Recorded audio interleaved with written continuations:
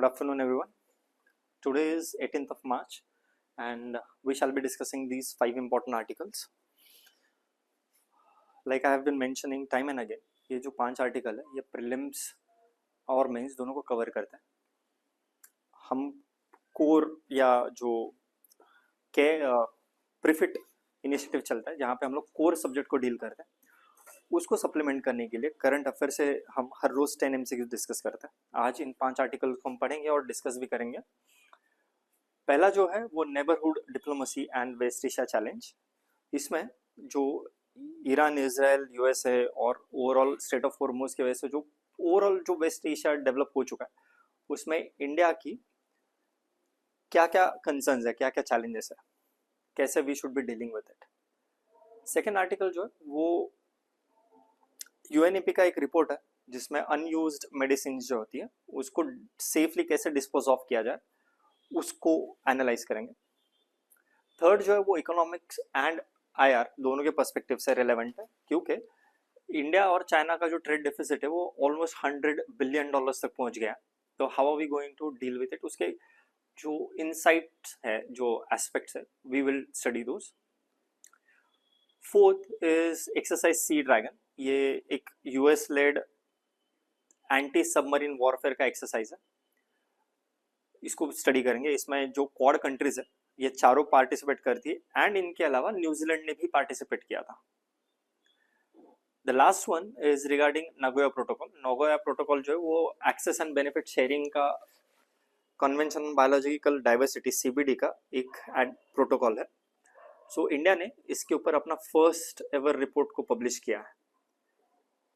We will be discussing that and we would be solving 2 MCQ each, that is 10 MCQ in total. This is about foundation batch. ये working professional के लिए very well suited है and इस batch से आप job करते हुए अपने सपने पूरे कर सकते हो. You can join any of those 4 slot जो अलोकेट किया गया. ये ऑनलाइन ऑफलाइन दोनों मोड में है. For further details you can contact on the number mentioned on your screen. इसके अलावा एक मेजर अनाउंसमेंट है रिगार्डिंग क्रैश कोर्स. उसके बारे में डिटेल में हम कल इंफॉर्मेशन लेकर आएंगे, लेकिन क्रैश कोर्स जो है अप्रैल से लॉन्च होगा, जिसमें वी वुड बी ट्राइंग कि सारा जो सिलेबस है, इंटायर सिलेबस जो है वो 2 महीने में विद इन 60 डेज हम कवर करें प्रीलिम्स के पर्सपेक्टिव से. So details on which shall be provided by tomorrow. This is regarding prefit ecosystem, जिसमें 15,000 MCQs है और ये 15,000 MCQs जो है वो 3,000 प्लस 12,000 ऐसे 2 पार्ट्स में है. 3,000 प्लस MCQs यूट्यूब पर फ्री ऑफ कॉस्ट अवेलेबल है, जिसमें हम डेली 1-1.5 घंटे का लाइव लेक्चर लेते हैं और उसमें डिस्कशन होता है, MCQ सॉल्विंग प्रैक्टिस होती है. वेरा जो 12,000 MCQs का जो पेड कोर्स है that is in the form of test series. 120 test है जो CSAP के ऐप के ऊपर अवेलेबल है.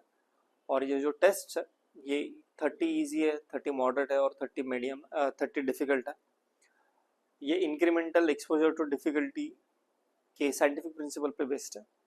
If you follow these you will be able to qualify the APSC UPSC kind of examination at least preliminary stable.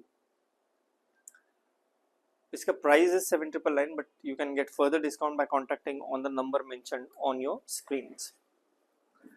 ये हो जो अभी हम डिस्कस कर रहे हैं, ये या जो प्रीफिट का आज डिस्कशन होगा मॉडर्न इंडिया का, सारे MCQ, सारी PDF जो है, सारा इन्फोग्राफिक जो है वो आपको ऐप के ऊपर अवेलेबल है. And for that you have to download this by scanning the QR code. So let's get started. Let's start with the first article, that is neighborhood diplomacy and West Asia challenge. By now through social media or through social different news channels you are aware that Middle East is kind of burning. जो war Iran और Israel के बीच start हुआ था उसमें US भी involve हो गया and Iran has upped the ante by involving almost 14 countries from the Greece till Oman, Cyprus जैसे जगह पर अटैक करके it has demonstrated that they are going to escalate it further. What is the issue? ये neighbourhood diplomacy and West Asia challenge का जो article है, it actually refers to India's challenges of balancing its neighborhood first policy with the spillover that is happening from West Asia conflict. Second important part is जो conflict है, it is no longer distant. मतलब ये कहीं दूर नहीं हो रहा है. Now it has started impacting Indian ocean security, especially जब से वो इजरायलियन नेवी का देना शिप को, वॉरशिप को डुबाया यूएस ने, तब से that frontier has shifted towards Indian Ocean. It will have impact on trade routes as well as regional diplomacy. अब इसको थोड़ा सा, इस आर्टिकल को थोड़ा सा स्लोली आगे बढ़ते हुए जाएंगे, हर पॉइंट को हम पढ़ेंगे. कुछ फैक्ट्स देखते हैं. जैसे कि इंडियन डायस्पोरा जो है वो दुनिया के हर कोने में प्रेजेंट है. Indians earn the highest revenue in dollars because all of them, the diaspora is huge. Remittances बहुत ज़्यादा है. कुछ फैक्ट्स देखते हैं. लगभग 25 मिलियन साउथ एशियन जो है वो वेस्ट एशिया में काम कर रहा है. तो ये जो 25 मिलियन साउथ एशियंस है उसमें तो 10 मिलियन इंडियंस है. मतलब लगभग 1 करोड़ के आसपास इंडियन जो है वो मिडिल ईस्ट में काम करता है. पूरा दुनिया में जितने सी फेरर्स हैं, एवरीबडी हुज लाइक ट्रैवल्स और इज ऑन सी, उसमें से पूरी दुनिया के 15% तो इंडियंस है. अकेला इंडिया के 15% लोग any day any time maritime risk के सामने होते हैं, समुद्र में होता है. Third important aspect is refugee pressure. Meaning Iran में लगभग 5 से 8 मिलियन, 50 से 80 लाख रेफ्यूजीज है अफगानिस्तान से, जो ईरान में रुके हुए हैं. ईरान भी हमारे लिए इम्पोर्टेंट है एंड अफगानिस्तान भी इम्पोर्टेंट है. तो ये फैक्ट्स क्रिटिकल रोल प्ले करना शुरू कर देता है. इसके स्ट्रैटेजिक इम्प्लीकेशंस क्या होंगे? एक, सिक्योरिटी का स्पिल ओवर, मतलब जो इंडियन ओशन रीजन है उसमें कॉन्फ्लिक्ट एंटर कर जाएगा. Second, diplomatic divergence. डिप्लोमेटी में अब तक जो कॉन्वर्जेंस था वो अब सेपरेट हो जाएगा, क्योंकि इंडिया का जो स्टांस है regarding this war is different compare to what is the stance of Bangladesh and what is the stance of Maldives. Third, India का जो अब तक हिस्टोरिकली इमेज रहा है, India is a neutral stage, वो अब शिफ्ट हो रहा है. पहले जो बैलेंस्ड एक्टर था न्यूट्रल होकर, अब उसकी इमेज जो है वो टिल्टेड एक्टर की तरह हो रही है. मतलब एक साइड को इंडिया प्रेफरेंस दे रहा है कंपेयर टू अदर साइड, जो पहले नहीं करता था. थर्ड, जो रीजनल स्टेबलाइजर का इंडिया का रोल रहा है कि आसपास दुनिया में कुछ भी हो लेकिन इंडिया के आसपास के रीजन में इंडिया स्टेबिलिटी प्रोवाइड करता था, वो एक तरीके से वीकन हो रहा है. क्योंकि अगर ईरान की शिप को इंडियन ओशन वाटर में माल जो इंडिया में आई हुई थी उसको अगर संकन किया जा रहा है, उसको डुबाया जा रहा है, 80 साल के बाद, वर्ल्ड वॉर 2 के बाद पहला कोई शिप डुबाया और वो भी इंडियन ओशन में डुबा, इंडिया में आए हुए शिप को डुबाया गया. So it's kind of questioning India's ability in having influence in Indian Ocean region. It will also create the trust deficit because as a regional stabilizer, India's role will get negotiated. अब India is facing diplomatic dilemma. पहला तो dilemma ये है कि US और Israel के साथ India की प्रॉक्सिमिटी है और दूसरी तरफ है इंडिया की strategic autonomy. Which one India should go for? If it goes for strategic autonomy then the age old और जो इतने सालों के बाद मेहनत से यूएसए और इजराइल के साथ क्लोज रिलेशन बना है, that will go for toss. Second dilemma आता है नॉन अलाइनमेंट की जो इंडिया की हिस्ट्री रही है उसको फॉलो किया जाए या जो करंट जियोपॉलिटिक्स है उसको तवज्जो दी जाए. Third is, should India go for reactive diplomacy versus India should have a proactive leadership? अब ब्रिक्स में भी कॉन्ट्रडिक्शंस दिखे जाएंगे क्योंकि उसमें ईरान भी है और यूएई भी है, उनके डायनामिक्स भी है. सो बहुत सारे डिप्लोमेटिक डायलेमा इस मिडिल ईस्ट या वेस्ट एशिया क्राइसिस से जनरेट हो गई इंडियन डिप्लोमेसी के लिए. रीजनल और मैरीटाइम चैलेंजेस क्या है? एक, जो नेट सिक्योरिटी प्रोवाइडर का रोल था इंडिया का, it has come under challenge. Quad की क्रेडिबिलिटी इशू हो गई है, क्योंकि अब पीस के लिए जाएं या यूनिलैटरल स्ट्राइक्स करें। जो रीजनल मैकेनिज्म है जैसे कि IOR है, इंडियन ओशन ड्रीम एसोसिएशन, या कोलंबो सिक्योरिटी कॉन्क्लेव है, ऐसे जो है that have started to reflect their weaknesses and choke point जो है वहां पे मैरीटाइम इंस्टेबिलिटी दिखनी शुरू हो गई। मतलब स्टेट ऑफ हॉर्मोज एक हुआ, लेकिन ऐसे ही 2-3 इंडियन ओशन में है, बाब अल मंदेब पे है, या आपका स्टेट ऑफ मलाक्का पर है, 2-3 जगहों पर और है। वहां पे इंडिया का कितना प्रिपरेशन है, इसको एनालाइज करने का टाइम आ चुका है।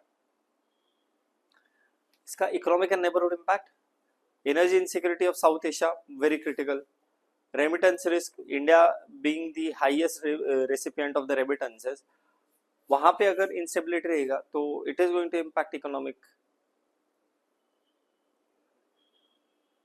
Third is disruptions in supply chain and जो डोमेस्टिक पॉलिटिक्स है उसके ऊपर भी इफेक्ट्स हो रहा है। जैसे कि जो यूथ है उसमें अनरेस्ट दिखाई दे रहा है, इंस्टेबिलिटी रिफ्लेक्ट होना शुरू हो गया है। So what is the way ahead, we will have to move ahead with balanced diplomacy, मतलब जो will have to restore the strategic neutrality and it has to be done with calibrated responses. हमको neighbourhood assurance देना ही पड़ेगा, fuel, food, medical supply, stability, ये सब provide करना ही पड़ेगा। जो रीजनल इंस्टीट्यूशन है उनको स्ट्रेंथन करना पड़ेगा, जैसे कि IORA हुआ, IFC IOR है, कोलंबो सिक्योरिटी कॉन्क्लेव है, इनको स्ट्रेंथन करना होगा। एंड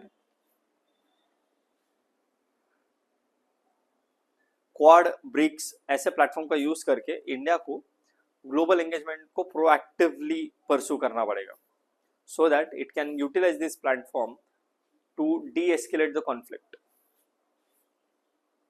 First MCQ देखते हैं, India's neighborhood first policy primarily focuses on strengthening ties with developed Western countries, no.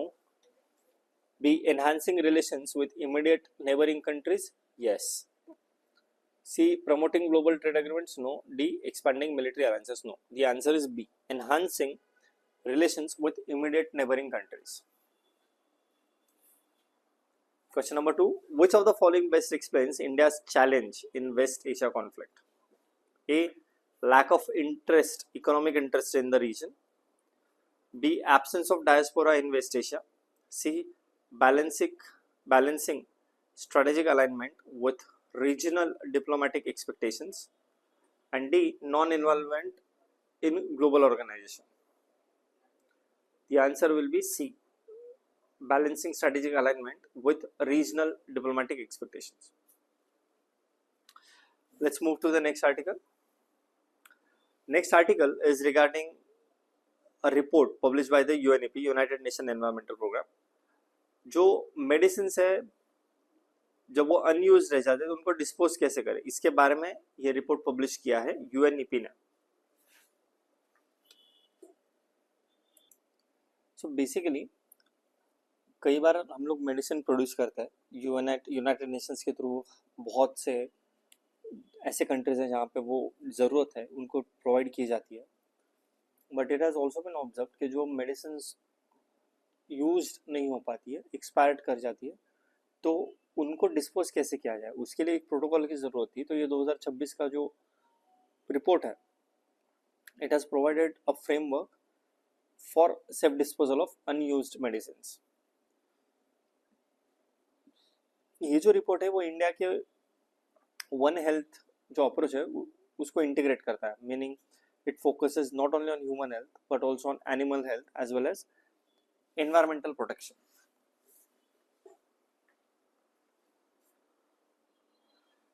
इस रिपोर्ट में कुछ फाइंडिंग्स है। एक जो AMR होता है, मतलब एंटी माइक्रोबियल रेजिस्टेंस जो होता है, अगर आप डिस्पोजल इम्प्रॉपरली करते हो तो वो AMR को बढ़ावा देता है, it drives AMR as well as increases the ecosystem toxicity. लगभग 50% तक जो हाउस होल्ड में, आपके घरों में जो मेडिसिन होती है दुनिया भर में, लगभग 50% जो होती है वो वेस्ट हो जाती है, वो यूज नहीं हो पाती है। आज के डेट में जो 2019 में लगभग 1.27 मिलियन डेथ होती थी एएमआर के केस में, वो आज उससे काफी आगे बढ़ चुकी है। Fourth thing that it has highlighted is जो वेस्ट वाटर प्लांट होता है, जो वेस्ट वाटर को ट्रीट करता है, ऐसे जो प्लांट्स होता है, these plants fail to remove the pharmaceutical pollutants completely. They fail to purify them. मतलब वो पीछे रह ही जाता है।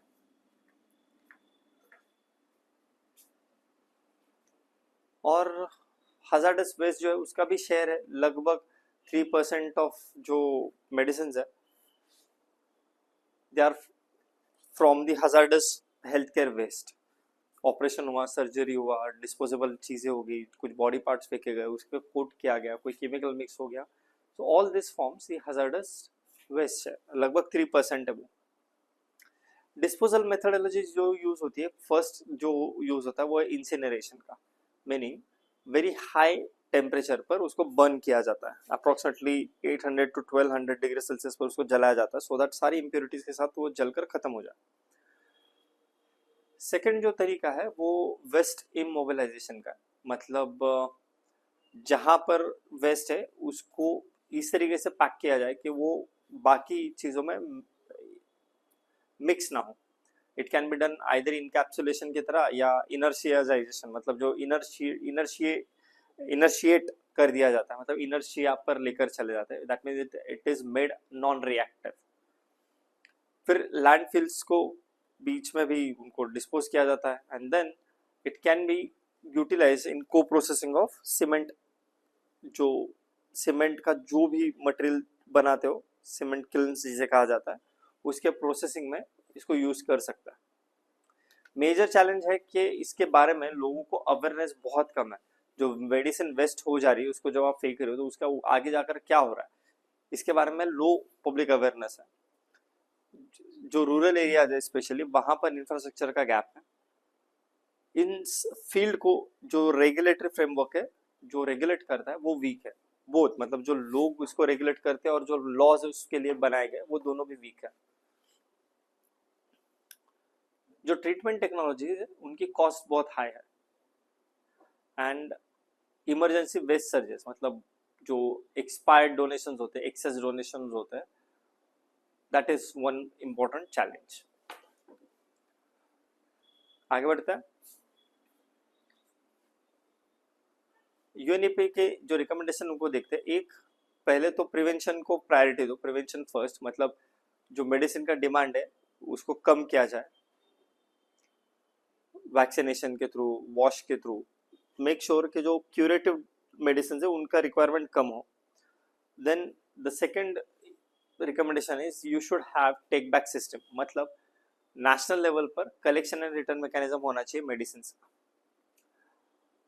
लीगल फ्रेमवर्क जानना जरूरी है, जैसे कि it has asked that extended producer responsibility जो प्लास्टिक वेस्ट मैनेजमेंट में होता है, इलेक्ट्रिक वेस्ट मैनेजमेंट में होता है, वो मेडिसिनल फील्ड में भी डिप्लॉय किया जाए। एंड फोर्थ इज कि जो ओवर प्रिस्क्रिप्शन या स्टॉक पाइलिंग है उसको अवॉइड किया जाए, दैट मीन्स जो ड्रग यूज है उसको रैशनलाइज किया जाए, मॉनिटरिंग सिस्टम को इम्प्लीमेंट किया जाए। First MCQ, the UNEP report on unused medicines emphasizes which approach? A, command and control regulation, B, one health approach, C, market liberalization, D, industrial self regulation. The answer is B, one health approach. इस one health approach में human health, animal health and environmental protection, ये तीनों dimensions को cover किया जाता है। Second MCQ, improper disposal of medicines primarily contributes to which of the following? 1, antimicrobial resistance, 2, water pollution, 3, ozone depletion. The answer should be 1 and 2 only. Ozone depletion से इसका direct link नहीं है। Let's quickly go through the third article, India-China trade deficit. India China trade deficit को quickly analyse करता है। First, पहले तो ये समझते हैं कि डेफिसिट होता कब है। डेफिसिट तब होता है ट्रेड डेफिसिट जब आपके इंपोर्ट जो है वो एक्सपोर्ट से ज्यादा हो जाता है, मतलब जितना आप खरीद रहे हो बाहर से वो आप जितना बेच रहे हो उससे ज्यादा है। इंडिया का जो ट्रेड डेफिसिट है चाइना के साथ वो $100 बिलियन को क्रॉस कर गया इस साल। मतलब इंडिया जो बेचता है चाइना को और चाइना से जो खरीदता है उसके बीच में $100 बिलियन का डिफरेंस है। India pays $100 billion as in the form of trade deficit. अब इसको क्विकली एनालाइज करेंगे, इसको बस इसके ऊपर डिस्कशन चलेगा और 2-4 हफ्ते, तो हम क्विकली इसको देख लेते हैं। इंडिया और चाइना के ट्रेड रिलेशन में क्या की फीचर्स दिखाई देते हैं। एक, India is heavily import dependent, जैसे कि electronics, machinery, telecom equipments, mobile phones etcetera, APIs, इसके लिए इंडिया हेविली डिपेंडेंट है इंपोर्ट करने के लिए चाइना पर। कुछ सेक्टोरल इम्बैलेंस है, मतलब जो इंपोर्ट जो इंडिया करता है वो high value, intermediate and capital goods है, मतलब फाइनल गुड्स होता है, और जो इंडिया एक्सपोर्ट करता है वो लो वैल्यू प्राइमरी गुड्स होते हैं, जैसे कि पेट्रोलियम हुआ, मेटल्स हुआ एक्सेट्रा। फिर there third issue is market access issue, क्योंकि जो नॉन टैरिफ बैरियर्स है चाइना में लगे हुए वो इंडियन एक्सपोर्ट्स को चाइना का मार्केट के एक्सेस में रेस्ट्रिक्शन डाल देता है। इसके इम्प्लीकेशंस क्या होता है। एक, करंट अकाउंट डेफिसिट के ऊपर इंडिया के प्रेशर बिल्ड हो जाता है। दूसरा, इंडिया की स्ट्रैटेजिक वल्नरेबिलिटी वो एक्सपोज हो जाती है, क्योंकि फार्मा, इलेक्ट्रॉनिक जैसे क्रिटिकल सेक्टर्स के ऊपर अगर इंडिया हेवीली चाइना के ऊपर डिपेंडेंट है तो it just exposes India strategic vulnerability. Third, India के लोकल मैन्युफैक्चरिंग कंस्ट्रेंट्स है। इंडिया में जो डोमेस्टिक मैन्युफैक्चरिंग है वहां पर वैल्यू एडिशन बहुत कम है, कॉम्पिटिटिवनेस कम है, so it does not help India to outgrow its exports. Fourth, इसके implications, जियोपॉलिटिकल रिस्क, मतलब अगर इंडिया और चाइना के बीच में टेंशन हुआ और उसमें अगर सप्लाई चेन डिसरप्ट हो गया तो it is going to have impact. How should we deal with it. First, हमको सप्लाई चेन्स को डाइवर्सिफाई करना होगा। एक सिंगल कंट्री के ऊपर जो डिपेंडेंस है हमारा उसको चेंज करना होगा, डाइवर्सिफाई करना होगा। सेकेंड, जो डोमेस्टिक मैन्युफैक्चरिंग है उनको बूस्ट करना होगा, पीएलआई स्कीम हुआ, मेक इन इंडिया हुआ एक्सेट्रा। जो एक्सपोर्ट कम्पिटिटिवनेस है उसको एनहांस करना होगा, जो हाई वैल्यू मैन्युफैक्चरिंग एक्सपोर्ट्स है उसको उसके ऊपर फोकस करना होगा। एंड जो नॉन टैरिफ बैरियर्स चाइना के साथ है उसको एड्रेस करना होगा। Will have to negotiate the trade. First MCQ, a trade deficit occurs when exports exceed imports? No, that would lead to trade surplus. B, imports जो है that exceed exports? Yes, this is where trade deficit occurs. Answer will be B. Second MCQ, which of the following contributes to India's trade deficit with China? 1, high import of intermediate goods? Yes. Limited access to Chinese markets? Yes, उससे export कम हो जाता है। And third, high value exports from India? No, India से जो जाता है वो लो वैल्यू या प्राइमरी गुड्स का एक्सपोर्ट होता है। Third is incorrect, so answer would be B, 1 and 2 only.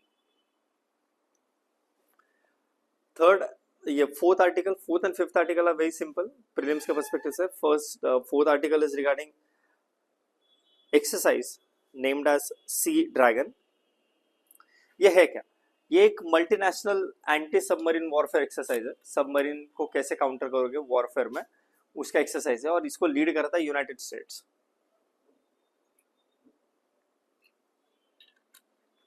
ये हर साल वेस्टर्न पैसिफिक ओशन में नियर गुआम कंडक्ट किया जाता है। यूएसए ही लीड करता है और ये फोकस करता है maritime petrol and aircraft based operations पे। अब हम इसको क्यों जानना चाहेंगे, यूएस का ऑपरेशन है, हम क्यों देख रहे हैं? ये हम इसलिए देख रहे हैं क्योंकि इंडियन ओशन रीजन में सबमरीन ने एक वॉरशिप को डुबा दिया, तो उस वजह से this area has come into a limelight, तो will have to look at it.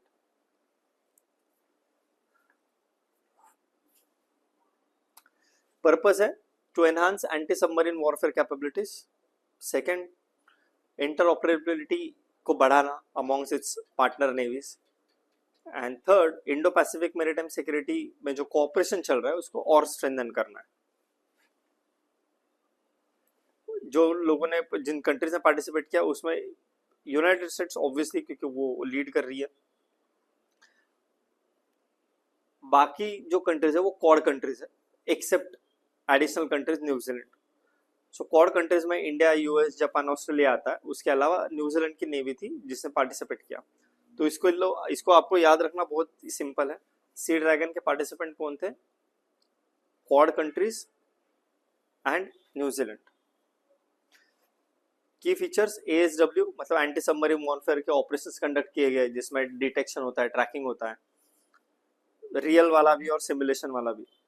फिर दूसरा जो एडवांस एयरक्राफ्ट है उनको यूज किया गया। फिर integrated tactical planning, joint mission planning and it's execution, इसको प्रैक्टिस की गई। परफॉर्मेंस बेस्ड इवैल्यूएशन भी किया गया। हाई इंटेंसिटी ट्रेनिंग हुआ, मतलब 200 plus flight hours of coordinated missions conduct किए गए। इसका सिग्निफिकेंस ऑब्वियसली इंडो पैसिफिक जो सिक्योरिटी आर्किटेक्चर है उसको स्ट्रेंथन करने में ये रोल प्ले करेगा। जो इंडिया का अंडर वाटर सर्वेलेंस कैपेबिलिटी है उसको एनहांस करेगा, क्योंकि India will be learning from the best practices of cross the countries. It will support the vision of free, open and inclusive Indo-Pacific. Fourth, जो joint operational readiness है Quad partners के साथ, उसको वो इम्प्रूव करेगा। First MCQ, this exercise Sea Dragon ये किस चीज से प्राइमरीली रिलेटेड है? Cyber warfare, anti submarine warfare, space surveillance और counter terrorism. It is anti-submarine warfare, ASW. Second MCQ, which of the following countries participated in exercise Sea Dragon? 1. India, yes. Japan, yes. France, no. Australia, yes. So the answer should be 1, 2 and 4, that is B.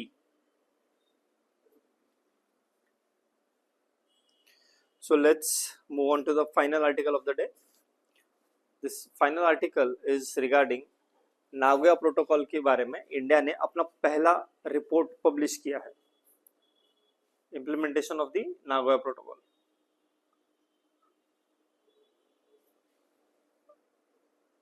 Nagoya protocol जो है it was based on the convention of biological diversity. जो CBD जो था, convention of biological diversity, उससे जो 2-3 major protocol निकले उसमें से एक है नागोया प्रोटोकॉल का।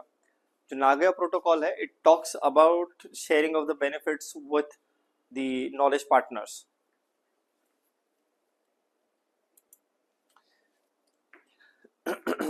ये जो रिपोर्ट है it has been prepared by minister of environment and forest climate change with the help of national biodiversity authority NBA. And जो access and benefit sharing framework है नागोया प्रोटोकॉल ने दिया हुआ 2017 से 25 के बीच में ना, उसका इम्प्लीमेंटेशन कैसा हुआ है उसको ये कवर करता है रिपोर्ट। कुछ की हाइलाइट्स देखते हैं।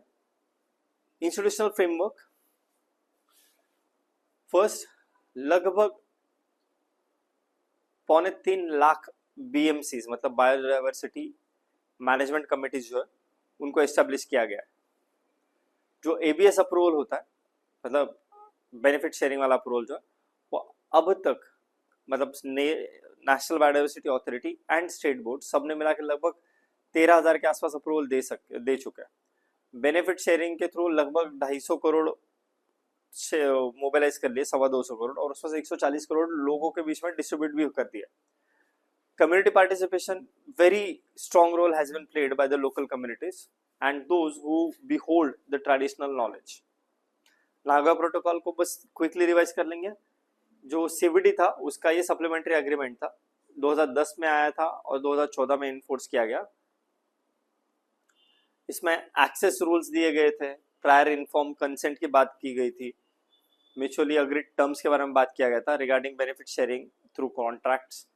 फिर बेनिफिट शेयरिंग की बात हुई थी जिसमें royalties, monetary benefit sharing, non monetary मतलब टेक्नोलॉजी ट्रांसफर, ऐसे भी चीजों के बारे में डिस्कशन प्रोविजन दिया गया।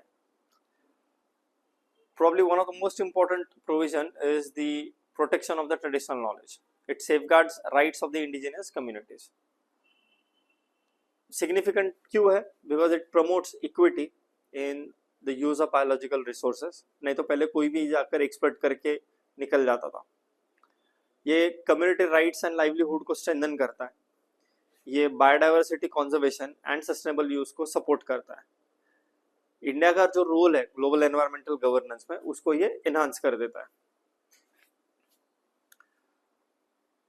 First MCQ, the Nagoya protocol is related to B, access and benefit sharing of genetic resources. Which of the following are key components of Nagoya Protocol? Prior informed consent, mutually agreed terms, carbon trading mechanism. Carbon trading mechanism Nagoya Protocol का हिस्सा नहीं है. So answer is B, 1 and 2 only.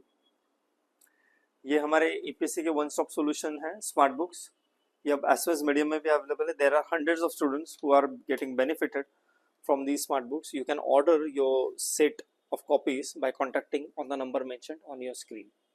Thank you so much. See you at Prefit.